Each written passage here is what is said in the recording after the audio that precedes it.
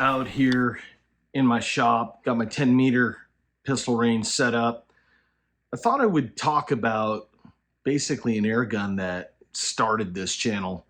This is probably at least a 12 to 13 year hard use review update on the Benjamin Marauder Pistol. Like I said, this air gun right here gave a hard boot to this channel back in the day. She was down and out. She blew some valve seals a while back. I had to order a kit, and then I moved and it just got forgotten. And I was digging around the garage about a week or two ago and I found her. And then I remembered that I had that seal kit sent to me, dug that out, put it back together. Actually holds air. Whew, that was a test. You never know, you're right, when you put them back together. But I'm just going to have it back in the rotation. So tonight, we're going to shoot a squirrel target, because you guys know I like hunting ground squirrels. And we'll send a couple mags, and then we'll come back to the bench, and then we'll talk about an old friend here. Folks, it doesn't get any better than this.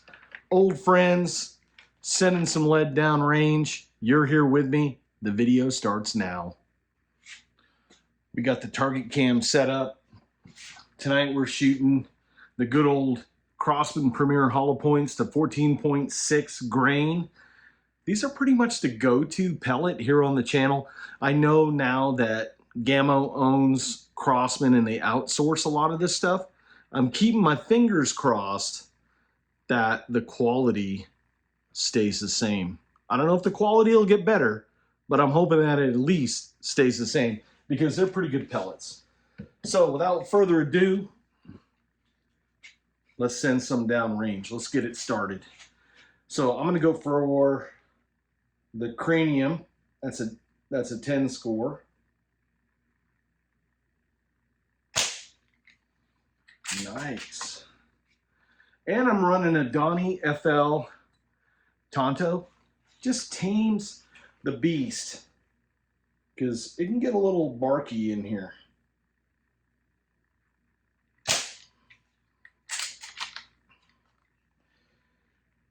And then we'll try that third target on the old leg.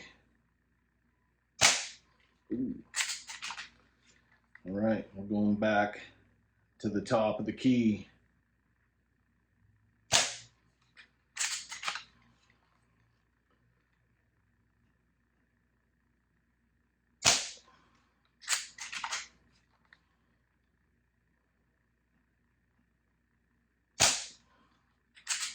Oh, it feels good to be shooting this again. I got 2 more rounds, then we'll reload.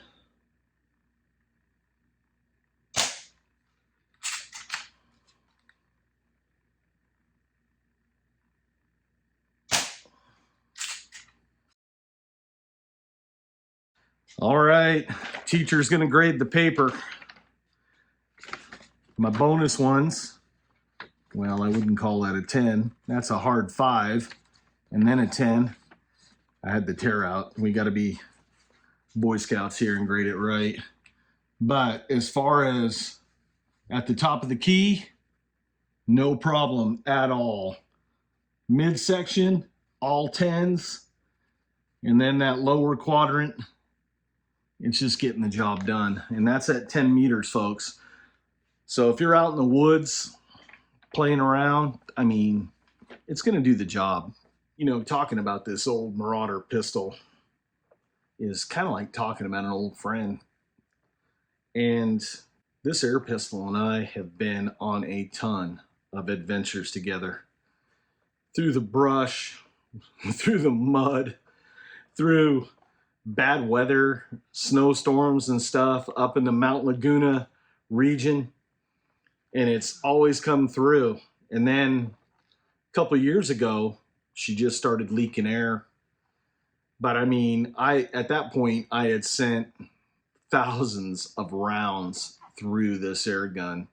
I mean, even so much where I've had to repair the forestock, where I've dropped it and broke it, and then I had to glue it and JB weld it all back together. but it's always come back for more. And when it started leaking air, I was a little worried. I was like, man, I don't know if I could fix it. And I said, you know what? I got nothing to lose. So I downloaded a schematic.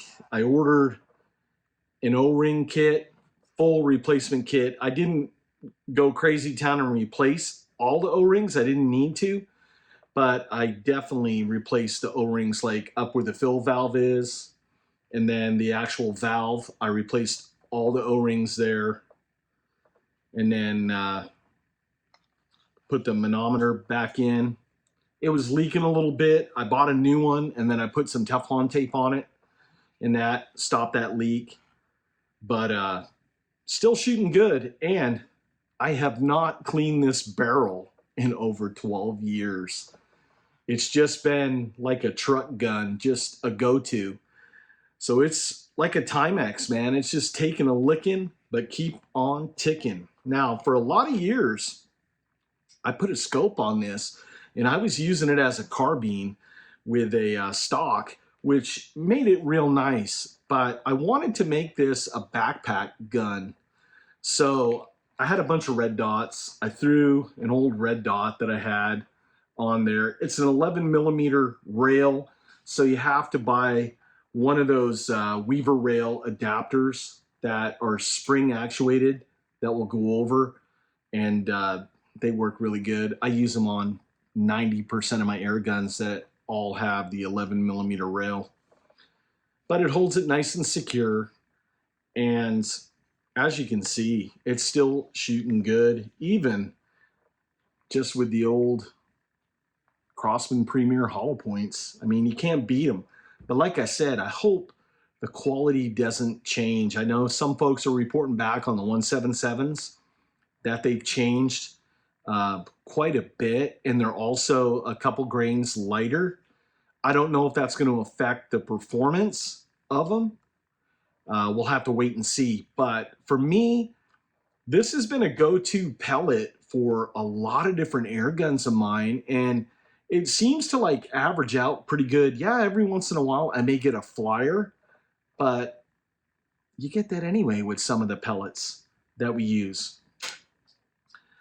Folks are going to ask up front, years ago I put an adapter on, and then I bought a Donnie FL Tonto. As you guys could tell from me shooting, that the hammer hitting the valve was louder than the report out of this air gun now. But the only thing I wish there were some aftermarket parts for was a bigger rotary mag. So if there's any of you aftermarket guys out there that are still making stuff, because there's still a lot of people shooting these, you might want to consider doing that. And if there is, and I don't know about it, hey, leave it in the comments below. I want to learn. But I've had nothing but good things to say about this air gun. I've shot it against other air guns in shootouts. You guys have seen it. I'll leave links in the video description below. I must say, yeah, I'm a little bit biased on this one. I really do like this air gun. And it's just a constant performer. Now, one thing I must say, there's no regulator in here. And I know how a lot of people like to pump things up to the max. This will hold 3,000 PSI. Let me give you a pro tip. You don't have to waste the effort of putting that much air in this reservoir. The sweet spot for this is about 2,700 PSI, because without a regulator, you get that bell curve, right?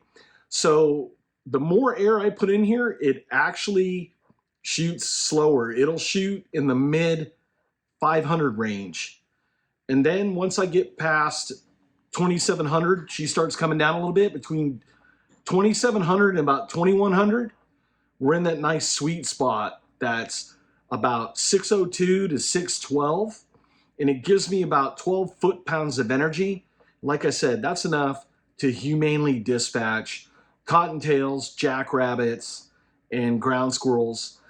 Probably the effective range on this, I pushed it out 35 yards, 40 yards on ground squirrels, headshots, but I would say about 30 yards and under realistically, but it's definitely a performer.